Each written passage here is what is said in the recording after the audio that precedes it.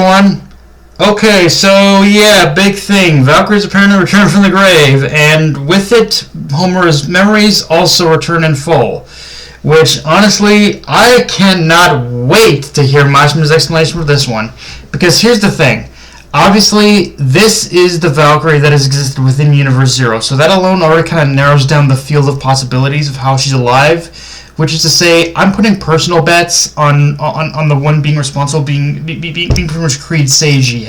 I bet Seiji has something to do with this, and I'd even go further to wager that Prince Seiji has succeeded his father as Shogun of Oeda in this world, and more than likely, since then, somehow had found a way to revive Valkyrie. So that in itself, I believe, answers one question. Now, here's where the $1 million question of it all comes in. The fact that this Valkyrie recognizes Homura means to some degree her memories are more or less intact. But how much does she remember? And even more so, how did she regain those memories? Because unless things work differently for the star shines in this world, the only way that's possible is through the memory data backups kept aboard the Eden Zero, and even then, I believe Witch or Hermit, one of those two, readily admitted the memory files they had of Valkyrie didn't have anything containing the time she spent with Homura.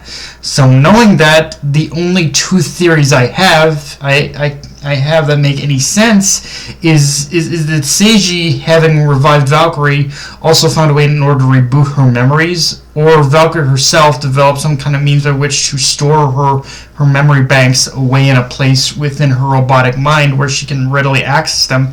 Again, should anything happen to her, and should she die, and in the event she ends up being revived, she can access those memories again. But either way, this is something that does need answering, because it's like, it is. I'm not going to say it's too much of a plot hole necessarily, but it is something that does run a little contrary to what Oda had, to what Mashima had set up previously. So it's like, what's the deal? What's going on here? Million and one questions aside, though, it was just a really nice moment to see Homura feel genuine happiness again. Not only being amongst her friends and remembering them, but also being reunited with both her mentor and mother. And in the case of the latter, I really want to see Mashima take advantage of that and just seeing Homura try to connect with Kurenai in a way she couldn't before. Because one thing that I do have on my Universe Zero bingo card, now that we're pretty much on Sun Jewel, is I'm hoping it is that I'm at least, and one thing I'm hoping to cross off that bingo card, now that we do have Kurenai and Valkyrie together, is that with this much more benevolent version of Kurenai, I'm hoping we get to explore a different side to the reasons Kurenai did the things that she did. Because looking back, although our world's version of Kurenai openly admitted to not giving two fucks about her daughter, in retrospect, you could definitely tell that at that point, like, Kurenai, she was very emotionally unstable. Like, she was already a very broken human being, having given in completely to madness and insanity of greed and her own self-interest.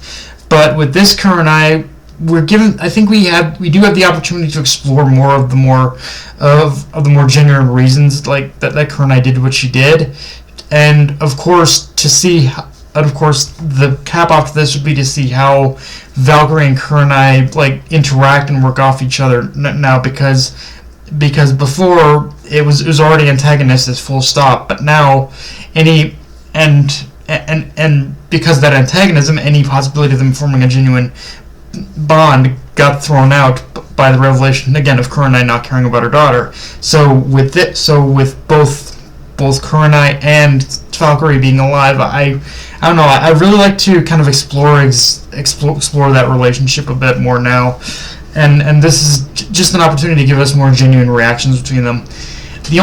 Now I will say the only thing that is a little sketchy about this whole thing to me is that once again things feel a little bit too easy, and that it's all going too smoothly. And right now, all my concerns and all my suspicions are of something going to shit is on that Mr. Mustachio character. I don't know. I mean, he seems nice enough, but guess what? But guess what? but guess what? You can see the same with Dr. Mueller, and we all know how that turned out. So like, I don't know. Maybe it's the fact that both Mueller and this guy have a very similar mustache, but I don't trust this motherfucker at all. I'm sorry, I don't. Like, immediately, I've just met the guy I know, but already met the guy, immediate suspicion. Like, I'm sorry, I do not trust this motherfucker. I don't. Like, and just the dialogue he has with, and honestly, even then, just the dialogue he has with Homura itself is a little bit suspicious too. Like, I'm sorry, just everything is just suspicious with that guy right now for me. Also, with that said, I'm not gonna lie. Even though it's a bit questionable how Shiki got knocked out so fast, I do kind of appreciate Mashima pulling Shiki, like pushing Shiki to the sidelines to like fully give Homura and everyone else their moment in this chapter, which is something I will never get tired of with the series. When Mashima does the big group action set pieces, like those are just some of the more epic. To me, like every time Mashima does that kind of thing, it's way more epic than just every time he does like a one-man action show. Like the only time I do forgive the one-man action show thing is every time that there is like a 1v1 fight or something. But I do appreciate more just the big action set pieces where there's just a bunch of enemies that need to be defeated, and just our group just comes in full. Like on a full squad out moment. I really appreciate that about this series.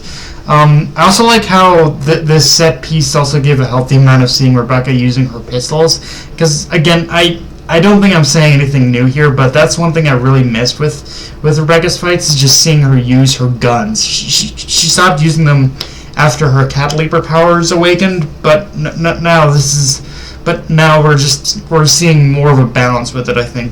Now, and so now this is gonna sound a little weird, but I do think it is kind of interesting to bring up, which is to